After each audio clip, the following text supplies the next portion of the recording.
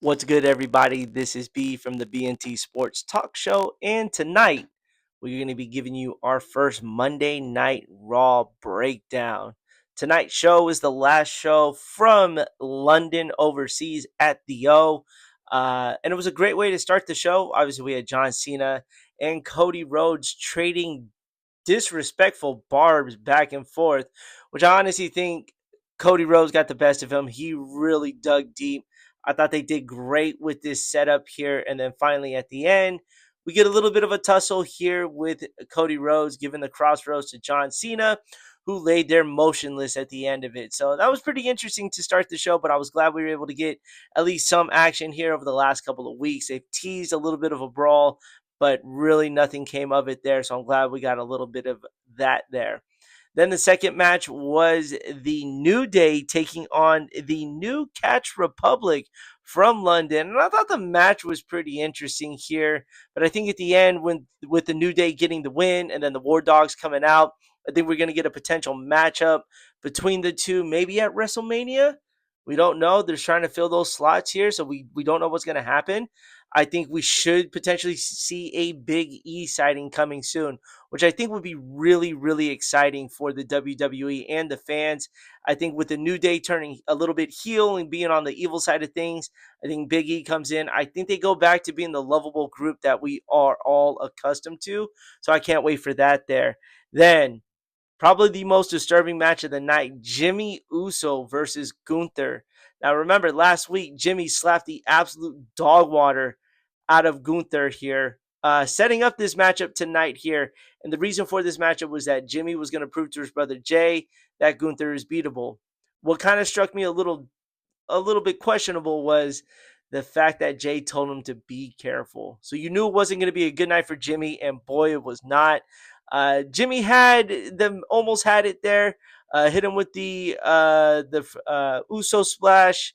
Almost had the win, and then Gunther did Gunther like things. Choked him out to the 2 count. Wouldn't let it happen here.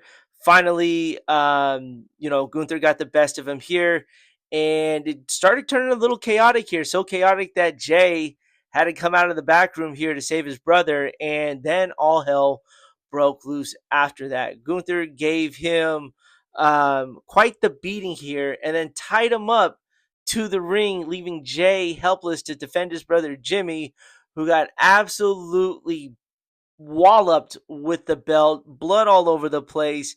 Gunther then spreading Jimmy's blood all over his body here. I thought that was probably the most disturbing thing out of that entire thing, and you can't help it to watch Jay see his brother just get absolutely demolished. So this will help with an amazing storyline. I think you're going to see Jay kind of just start crashing out, as the young kids would like to say, to really bring home that World Heavyweight title. So 19 nights until WrestleMania until we get this matchup here. So that's going to be exciting. And then we had the tag team of Braun Breaker and Penta versus Dom and Finn Balor. And not gonna lie, I really enjoyed the athleticism in this match here, all the way up until Braun Breaker speared Penta, causing them the match.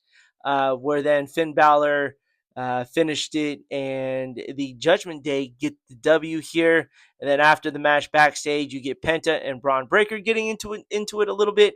And so, wouldn't be shocked if this is the next WrestleMania matchup for the Intercontinental Championship between Breaker and Penta, which I honestly think will be a showstopper there. Both men very athletic here. That would be a matchup worth watching there. And then you had the AJ and Logan Paul segment there, and lo and behold, we are getting another WrestleMania matchup, probably with AJ and Logan Paul. And look, Logan Paul's not the most likable person. We all know this here, but the man sells, and he does a great job of people not liking him, and he doesn't let it get to him. And I think that's what you really got to appreciate the most.